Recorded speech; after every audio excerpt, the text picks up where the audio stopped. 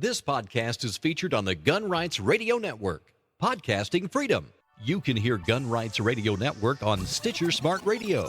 Stitcher allows you to listen to your favorite shows directly from your iPhone, Android phone, BlackBerry, or Palm phones, on demand and on the go. Don't have Stitcher? Download it for free today at Stitcher.com or in the app stores. Stitcher Smart Radio, the smarter way to listen to radio.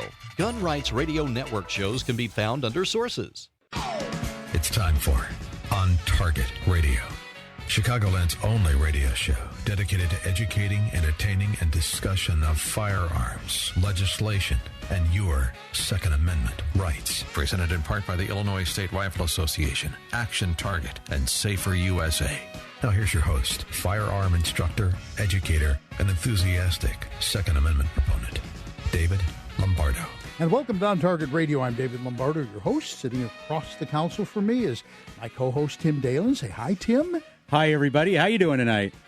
We're back to the cowboy boot thing, Yeah, aren't we? cowboy boots. Yeah, we are. Every Sunday night, Cowboy Tim and I will be here from 9 to 10 p.m., except next week. Next week? We'll be here from 9 till 11. We have a 2-hour show next week. We do. I can't wait. We'll talk more about that. But every Sunday, normally 9 to 10, we're here talking about all things Second Amendment. It's your opportunity to call in and, kind of quiz our guests if you want. You can call 312-642-5600,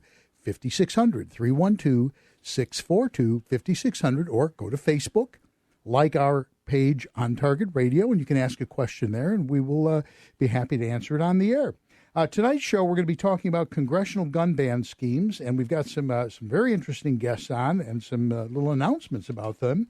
But first, we have David's Rant of the Week. Not probably as controversial as last week. Well, they rise and fall. Yeah. I'm getting a bit tired of liberals ranting that conservatives are paranoid, even if we really are a bit paranoid. You can hardly blame the flyover country gun and Bible clutching populists for thinking the government, and this government in particular, is out to get us. Rules for radicals be damned, the libs can say they're not out to disarm citizens as often and as loud as they wish, but it ain't going to make it true. Hardly a day goes by without clear evidence law-abiding, gun-owning conservatives are being targeted. For example, after saying he wouldn't sign the UN Small Arms Treaty before the election, the first thing the Messiah did after the election was agree to sign it. You may recall that Obama, as an Illinois state senator, voted to criminalize residents for using a firearm against home invaders. As House Democrats continue to push for gun control legislation, despite the Senate's failure to pass a bipartisan agreement to expand background checks, Minority Leader Nancy Pelosi told reporters, "It's disappointing." Referring to the defeat of the Manchin-Toomey amendment in the Senate, she added, "But again, it's going to energize the efforts so that even more attention is paid on the choices made here in Congress and by those on the side of the," and I love this, "safety of our children." Mike Thompson, a California Democrat, repeatedly told reporters the vote was not going to be the end of gun control legislation in Congress. And I quote, "We'll recalculate and get our bearings and go forward on this," Thompson said. At various recent times, Pelosi, Feinstein, Biden, Bloomberg, and other senior Democratic leaders have publicly stated total gun ban and confiscation was the primary goal. And despite protestations to the contrary, conservatives are being singled out by this administration for harassment. The latest revelation comes from none other than the Internal Revenue Service. This week, the IRS apologized for what it acknowledged was, and I quote, inappropriate, unquote, targeting of conservative political groups during the 2012 election to see if they were violating their tax-exempt status. IRS agents singled out about 300 groups for additional reviews simply because they included the words Tea Party or Patriot in their exemption applications, according to Lois Lerner, who heads the IRS division that oversees tax-exempt groups. She said in some cases, groups were asked for lists of donors, which violates IRS policy in most cases, she said. She added that the agency was being led by a Bush administration appointee holdover and no high-level officials were aware. So, we're still blaming Bush for all the ills of this corrupt, sycophant administration. The bottom line is the rights of law-abiding gun owners are targeted for extinction by a power-mad cabal led by the Messiah and his four horsemen of the apocalypse, Bloomberg, Biden, Feinstein, and Schumer. Now, here's the thought. Just because you're paranoid doesn't mean that they aren't after you. So I ask again, When are we going to take back America? And that is my rant for the week. And that's a very good one. And I think everybody that's listening will probably agree with that one, and we won't get people calling and asking questions. Somewhat less controversial. Somewhat. Anyway, tonight, Congressional Gun Ban Schemes. Call us at 312-642-5600 and voice your opinion. This evening we have with us our old standby, Ed Ronkowski. He's our legal consultant for the show. He's our attorney. Ed, thanks for being back again. Nice to be here. One of these Sunday nights, your wife is going to see you, I'm sure. We have Bill Lee. Bill is running against Senator Durbin in 2014. Bill's a retired Air Force guy, and he is a libertarian leaning toward conservatism. That's an interesting thing. Bill, thank you for being here. Thank you, David. And we have on the line Congressman Randy Hultgren. Congressman Hultgren has agreed going forward. He will be our contact in Washington. He'll be reporting in for us on things that are happening up there, and we appreciate that. And Congressman, thank you for being on. Great to be with you guys. Thank you for having me. Well, we certainly do appreciate your willingness to be on our show regularly and just kind of keep us up on what's happening. And that's probably as good a place to start as any. What is happening right now in the Congress? Well, I agree with your rant. I appreciate what you said there. I think it is so important for us to stay vigilant. These people are not done. They didn't see this as an end of their goal of taking guns away from law-abiding citizens or having some sort of national gun registry so that they can identify where people are who have guns. They're going to continue to push this agenda. And it's so sad when we see horrible tragedies as a dad and as a husband. It breaks all of our hearts. But then for them to even turn this and use it to push an agenda that really would have nothing to do with changing these horrible tragedies. It's so frustrating, but it becomes somewhat typical. So we're going to stay vigilant. We're going to keep communicating with people trying to protect rights and also recognizing that we've got a lot of laws already on the books. Let's make sure that we're enforcing the laws that are already there. And so that's my goal, fighting to protect the Second Amendment, fighting to protect all of our constitutional rights that we have, and making sure that those are protected not only for our lifetime, but for our kids and our grandkids going forward. You're listening to On Target Radio. It's AM 560, The Answer. Give us a call at 312-642-5600. We're talking with Congressman Hultgren. Congressman, would it be fair to say among the Republicans in Congress, it's common knowledge that they are, in fact, the Democrats are, in fact, trying to ban all guns? Well, I think it depends on who you talk to, but I would think most would see that there are members specifically in leadership. I would think certainly with the administration and the White House and some of the secretaries and czars and some of the work there, and then certainly some of the leaders in the Senate side, that is clearly a goal. And we even see it with former leadership in the House with some of the things that they tried to do and such a strong push, continued push by Nancy Pelosi to try and get back into leadership. And we see a lot of sightings, or it looks like what the goal of the president is now, since he's not running again, or not running certainly in 2014, to put all of his efforts to get Nancy Pelosi back in so that he can push his full agenda for his last 2 years in the presidency. And I think this is one of those agenda items, is to take away the rights of law-abiding citizens. And it's something we've seen before. I think it was good affirmation that the people held strong in the Senate for the most part. We need to continue to reach out and make sure that we are shoring up and letting our congressmen and senators know how important this issue is and how important the Constitution is, and that we do not want and will not stand for government taking away our constitutional rights. You have about 30 seconds, Congressman. Is it still possible that an assault weapon ban could actually get passed, or is that basically dead?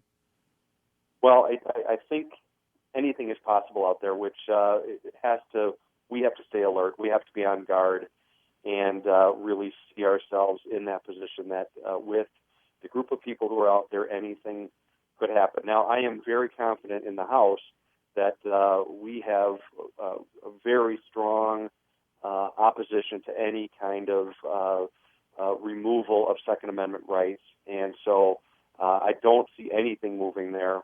But still, you know what? That doesn't mean we can relax. It doesn't mean we can sit back. We've got to stay vigilant.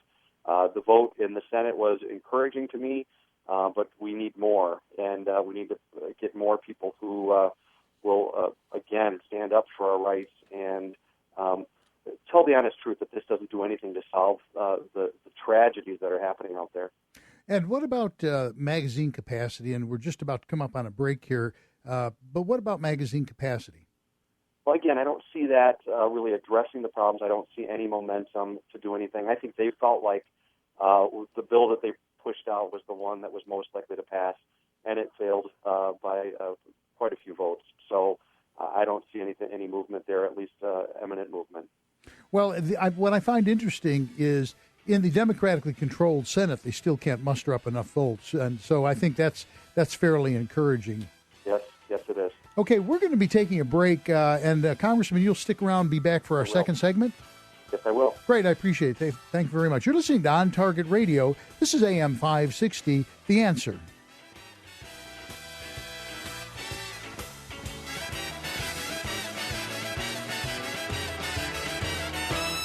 For over 100 years, the Illinois State Rifle Association has supported the rights and freedoms of Illinois citizens to keep and bear arms. For over 100 years, the ISRA has supported the use of firearms as a sport for personal protection and as a fundamental aspect of national defense. For over 100 years, the Illinois State Rifle Association has been supporting you. Don't you think it's time you supported them? ISRA.org or 815-635-3198. The Illinois State Rifle Association, supporting you. For 35 years, Pelcher's Shooters Supply has served the Lansing area. Pelcher's offers new and used firearms sales, appraisals, and gunsmithing service. Pelcher's new spacious showroom has hundreds of major brand firearms and supplies, and PelcherGuns.com features daily specials. Pelcher's Shooter Supply on the corner of Ridge Road and Henry Street in downtown Lansing. Online at PelcherGuns.com or call 708-474-0662. You're listening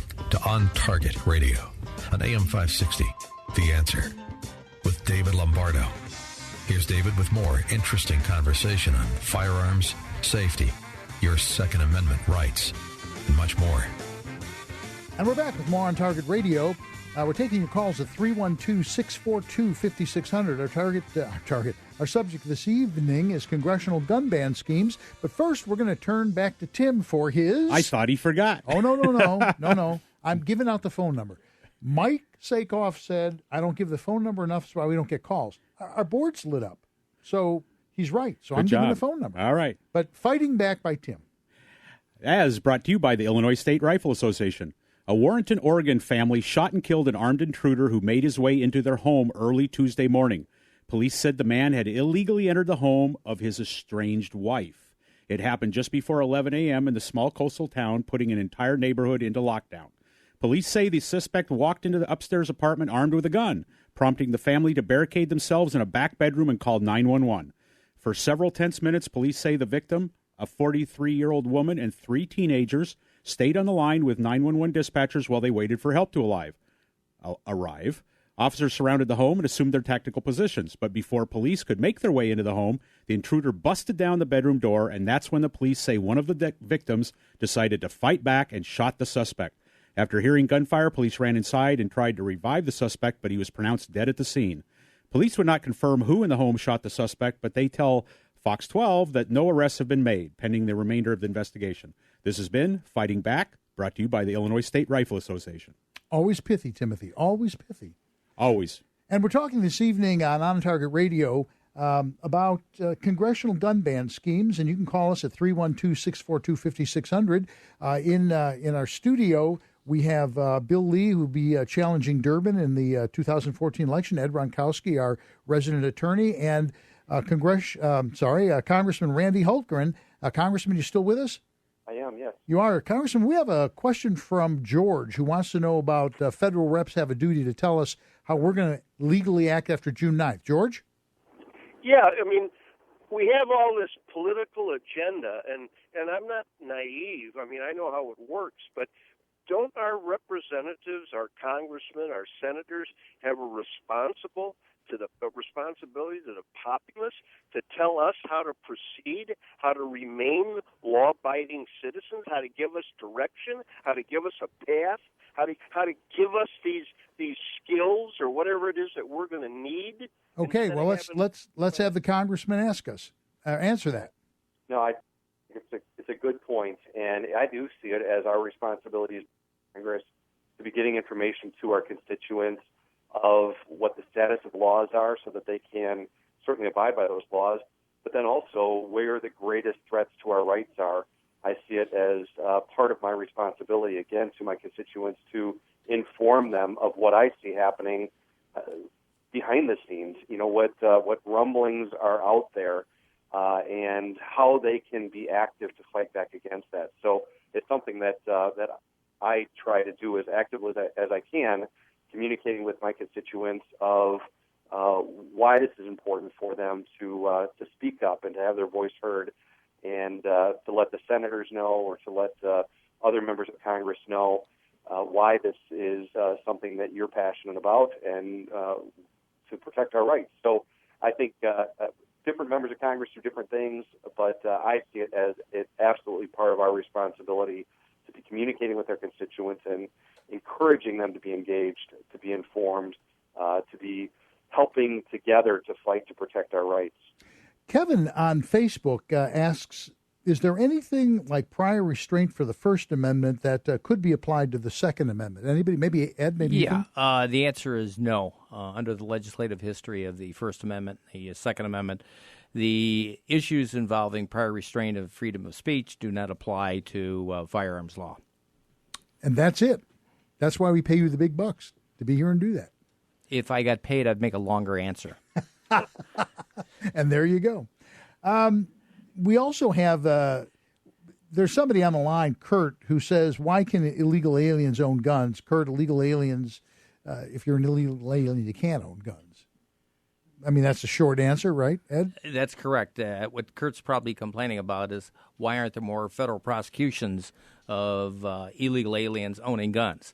And the fact of the matter is, in the First District, or in the Northern District of Illinois, in the federal courts, they are the lowest number of federal prosecutions of gun crimes. If President Obama really cared about gun crime in Chicago, he'd pick up the phone, call Holder, and say, in 6 months, I want Chicago to lead the United States in federal gun prosecutions. But he doesn't. He's just using all the gun violence for political purpose, and he likes it that way. You're listening to AM 560, The Answer. This is On Target Radio. We're talking about Congressional Gun Ban Schemes, and we'd like to get your opinions at 312-642-5600. When it comes right down to it, is Feinstein's, is the Senate 150 assault weapons bill, is that just not unconstitutional? Yeah, it is definitely unconstitutional. The D.C. versus Heller, the U.S. Supreme Court, said 4 times that the Second Amendment protects ownership of firearms in common use at the time. And the high-capacity magazines that are banned, the Glock is the most popular handgun that is sold today in the United States. All their magazines are illegal under Feinstein Senate Bill 150. The AKs and the AR rifles, these are the most popular rifles that are sold.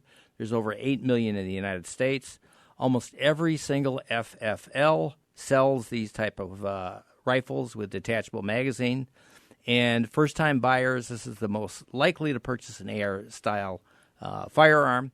These are popular weapons, and she's seeking to ban them. And there's provisions in there that make it illegal to own these type of weapons, and that's simply unconstitutional. And she knows better. Now, if they pass it as a bill, then it's enacted. I mean, hypothetically, if they did, it certainly doesn't look like it would. But if you pass a bill that you say, for instance, is unconstitutional, once it's passed, it's the law. And from then on, you have to just challenge it, right? Oh, yeah. The first person arrested, I'm sure, would challenge it. But that challenge might take 2 to 10 years to work its way through the courts. And a lot of people just would say, I'll take probation on it and I'll take a felony conviction because I don't have $50,000, $100,000 to do that. But that's where the ISRA comes involved and the NRA comes involved. They'll take up the cause and they'll take some of these challenges. If you're elected, if you were able to defeat Durbin, and we certainly hope you do. Thank you. As a Republican, go ahead. As a conservative, libertarian-leaning right, Republican, yes. Have you given thought to how does one individual change anything, particularly on such a polarized issue? Well, for one thing, is you need people who don't go along to get along. You have the buddy system in the Senate where they just support each other and be all nice. You need somebody like Rand Paul who's going to stand on the Senate floor and say this much and no more. I think there's just a lack of people fighting back. There's a damn sure lack of people voting for bills that they haven't read. I certainly wouldn't vote for anything that I haven't read. And if I don't understand it, out of principle, I certainly would vote against it. So it takes really the will to do what's right for the people and to follow the Constitution. The other thing about ammunition, the other part of the Feinstein assault weapons ban, they pick arbitrary numbers. They say 10 rounds that's all you need. They have, New York State, 7 rounds. That's all you need. Minnesota, that's either 7 or 5 rounds. At what point do you say, hey, the right to keep and bear arms also should include the means to supply it with ammunition. And for the government to say, this is all you can have, it seems to me nonsensical and an infringement. And I agree completely. Congressman, you've got 30 seconds, but it is true that the Senate is more collegial, is it not? I mean, they are more, as Bill says, they kind of work together, whereas the House tends to be where the rabble-rousers are. Or you have about 10 seconds on that. Yeah, I think that's definitely true. And, boy, I would love to have him there and get rid of Senator Durbin, who is absolutely says one thing when he comes back to Illinois and votes as one of the most liberal senators out in Washington, D.C. So it is very true that we need change there. And are we getting tired at all of hearing it's for the children, as if any of this had anything to do with children? Yeah, it is, again, this whole idea that Rahm Emanuel pushed of, you can't waste a good crisis. Exactly. Dead items when something happens. Exactly. And it is so sad when they're using kids and tragedy to push an agenda of taking away rights of law-abiding citizens. Okay, Congressman, thank you very much for being on. With you guys. Thanks for the great show.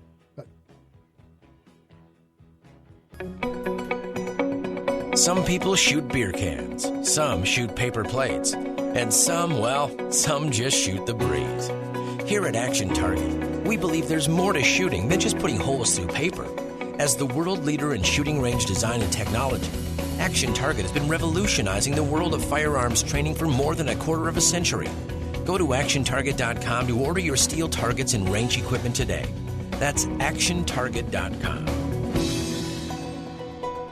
For over 100 years, the Illinois State Rifle Association has supported the rights and freedoms of Illinois citizens to keep and bear arms. For over 100 years, the ISRA has supported the use of firearms as a sport for personal protection and as a fundamental aspect of national defense. For over 100 years, the Illinois State Rifle Association has been supporting you. Don't you think it's time you supported them? ISRA.org or 815-635-3198. The Illinois State Rifle Association, supporting you. Hi, I'm David Lombardo, host of On Target Radio. You're living proof that radio advertising reaches listeners. In the 2 years I've been advertising on AM 560 WIND, Safer USA grew from 300 students a year to over 1,200. By coupling our On Target Radio broadcast with our Facebook page, we found our audience is steadily growing, and in only 2 months it appears we've exceeded 5,000 listeners. Over 34% are in the age group 25 to 34, 26% are 35 to 44. We have listeners from Rockford to western Michigan and southern Wisconsin to St. Louis. Thanks to live streaming on the internet, we also have listeners as far away as Germany, Japan, and New Zealand. On Target Radio is offering low-cost sponsorship opportunities on Chicago's premier conservative talk radio station. Advertising on AM 560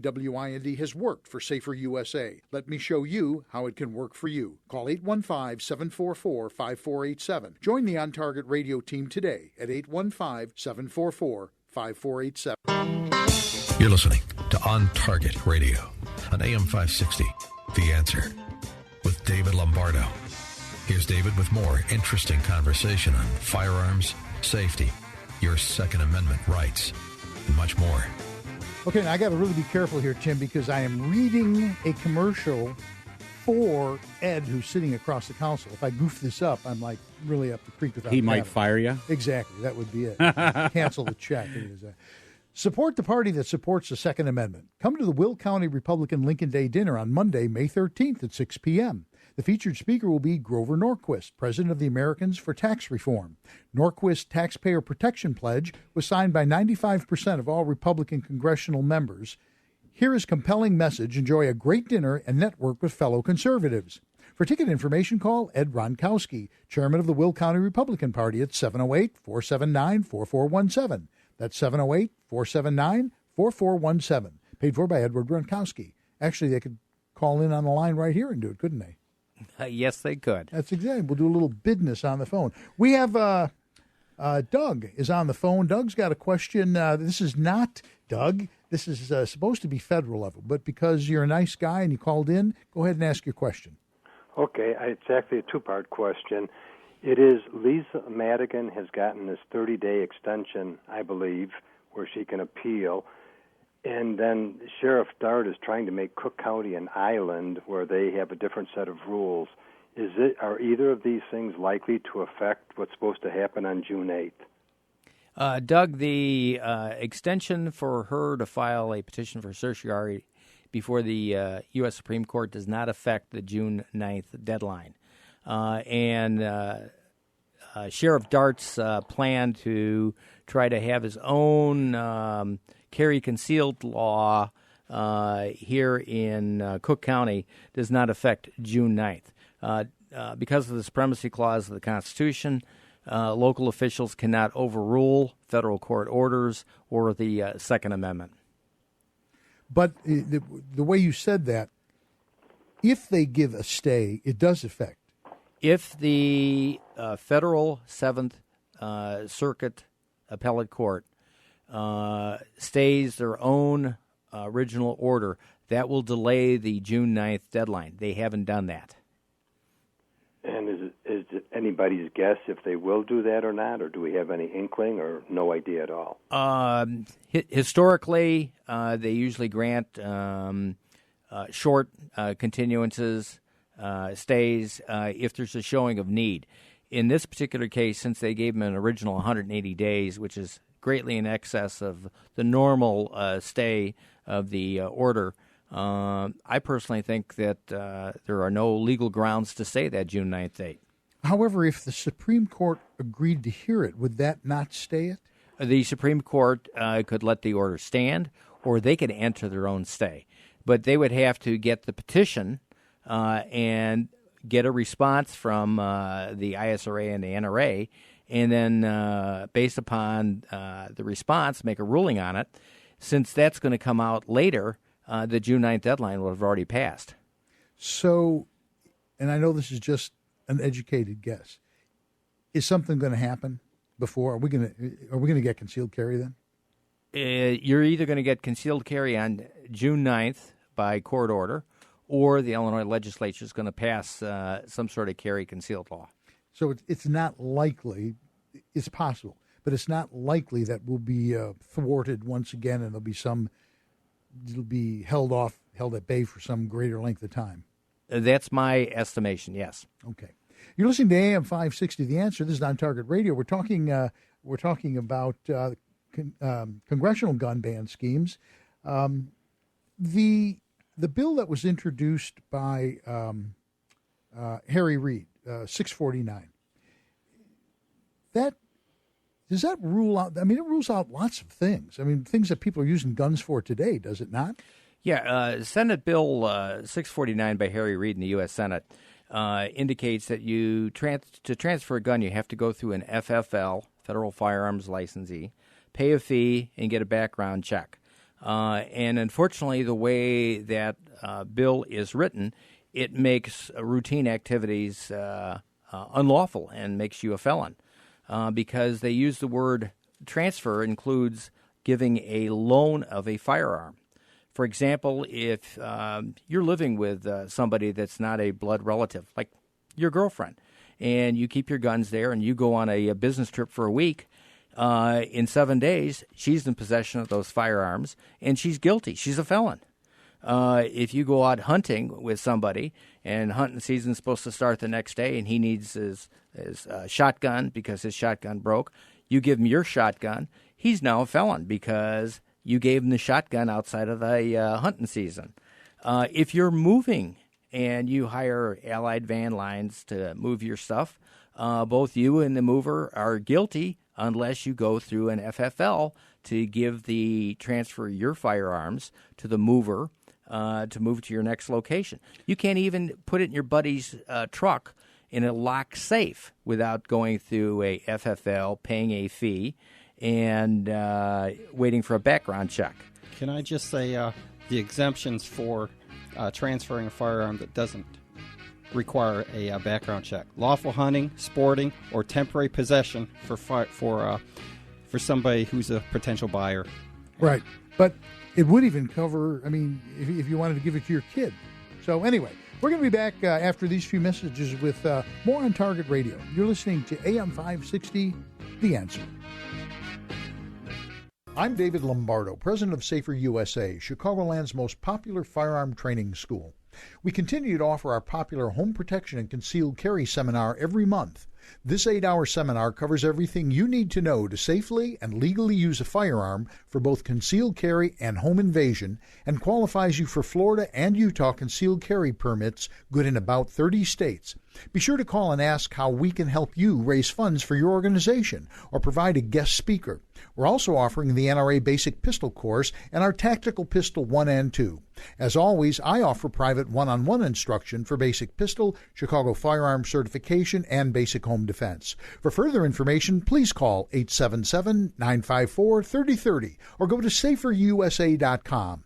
Safer USA, choosing to own a firearm is your business. Teaching to own it responsibly is ours. That's 877-954-3030 or saferusa.com. You're listening to On Target Radio on AM 560, The Answer, with David Lombardo. Here's David with more interesting conversation on firearms, safety, your Second Amendment rights, and much more. And we're back with more on Target Radio, taking your calls at 312-642-5600, 312-642-5600. We're talking about Congressional Gun Ban Schemes. You earlier said on the break, Bill, that you saw the difference. You had a comment about the difference between the original assault weapons ban and the newest one. Go ahead and repeat that. Yes, you have to understand the type of laws the people in Washington, D.C. make. Absolutely nonsensical. The original assault weapons ban passed in 1994, banned 19 assault weapons by name and different superficial features. Okay, so the assault weapons ban, Dianne Feinstein wrote, it banned pistol grips and bayonet lugs and flash suppressors. If you had three of those items, it could only have one of those items. One of those three. So what the gun manufacturers did, they removed a flash suppressor and a bayonet lug. Bayonet lug being a piece of metal about the size of your little finger. All right. Then the gun manufacturers, after a while, got smart and said, hey, at the end of the barrel, we won't put in flash suppressors. We'll put in muzzle brakes. There you go. And you can't tell, if you're looking tell the difference. So the gun manufacturers got around this stupid ban. So Dianne Feinstein, she complained and said, well, the gun manufacturers, they didn't follow the spirit of the law. So these people in Washington, you need to divine the spirit of a law to follow it and understand it. Yeah, and certainly people in Congress are really up with the spirit of things. We're talking about congressional gun bans on Target Radio. This is AM 560 The Answer, taking your calls at 312-642-5600. Ed, there is a part of 649 that talks about reporting theft, which I really think is an onerous thing. Yeah, the reads 649 says it's unlawful for any person who lawfully possesses or owns a firearm to fail to report a theft or a loss within 24 hours after discovery, and you have to report it to your local police department and the Attorney General. How many people you think are going to know that when they file a police report that they also got to make a separate report to the Attorney General? What happens if your house is destroyed by Sandy? You're running around trying to find out where your relatives are at. And the clock's ticking. If your guns are gone, you got 24 hours to find out where Eric Holder wants you to report it.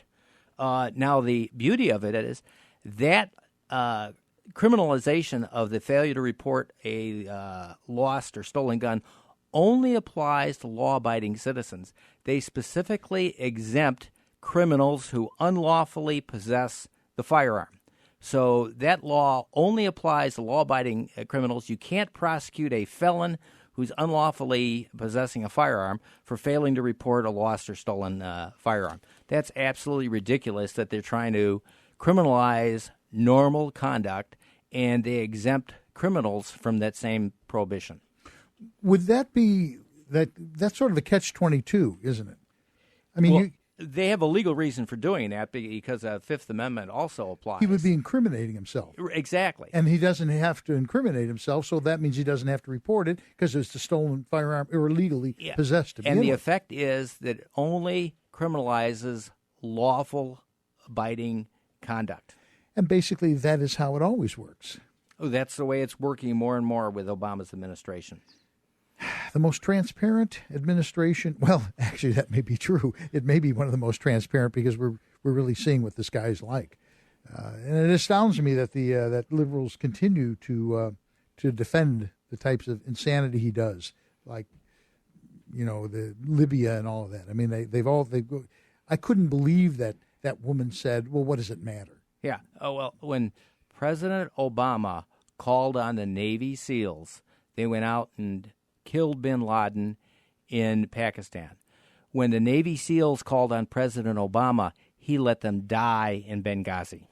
Yeah, that's this administration. I also noted, getting back to the federal law part, I also noted that under 649, there is a transfer fee if you want to transfer a firearm. There is a fee built in there, and it appears to be open-ended. Oh, yeah. Normally, a law like that would set a maximum fee of like $5 or $10, whatever the cost of transaction. This law specifically says, quote, the Attorney General may set the maximum fee. So if Eric Holder wants to set a transfer fee of $300, $1,000, $2,000, the law says he can. It's whatever he wants. Do you trust Eric Holder to set a reasonable fee, or do you trust him to do what he's been doing in Fast and Furious and all of his other schemes that he's been up to? And the portion of the Supreme Court decision that said that you can't make it so onerous that the average individual would be unable to own a firearm for protection, that really wouldn't cover this, would it? Well, yes and no. He would go ahead and set a fee, and the first person who got prosecuted for failing to register it could claim that the Second Amendment trumps this, and I would expect the courts would say that an owner's fee would be declared unconstitutional. But who's got $50,000 to $100,000 to litigate one of these things? Well, the other problem is we're only one retirement or death away from a total reconstitution of the Supreme Court. Oh, yeah. Yeah. So that's really what the problem is going to be if one of our Supreme Court justices packs it in one way or the other. We're going to be back after these messages to close out the show, and we'll have more on Target Radio. You're listening to AM 560, The Answer.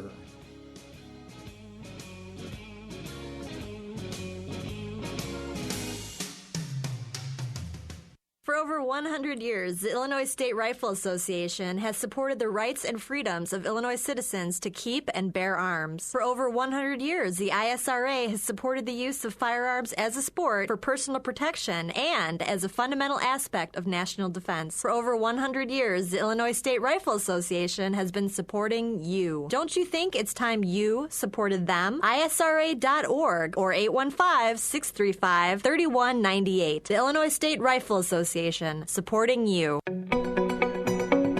Some people shoot beer cans, some shoot paper plates, and some just shoot the breeze. Here at Action Target, we believe there's more to shooting than just putting holes through paper. As the world leader in shooting range design and technology, Action Target has been revolutionizing the world of firearms training for more than a quarter of a century. Go to actiontarget.com to order your steel targets and range equipment today. That's actiontarget.com. You're listening to On Target Radio on AM 560, The Answer, with David Lombardo. Here's David with more interesting conversation on firearms, safety, your Second Amendment rights, and much more. And we're back. More On Target Radio. We'd like to thank our guest, Bill Lee. Bill's going to be running against Durbin in 2014. Give us your pitch, Bill. How can they get a hold of you? What do you need? Find on the web, William Lee 2014. I'll be running as a Republican. Only two parties can win statewide, is Republicans or Democrats. If you vote for a third party, that's a vote for Durbin. You know, gun-free zones, all the mass murders have happened in gun-free zones. They have. So nothing of this legislation that they're proposing will prevent that or prevent more murders. You know, democracy thing is really tough.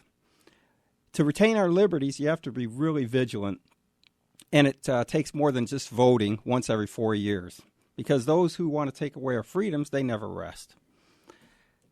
So what's the role of the federal government?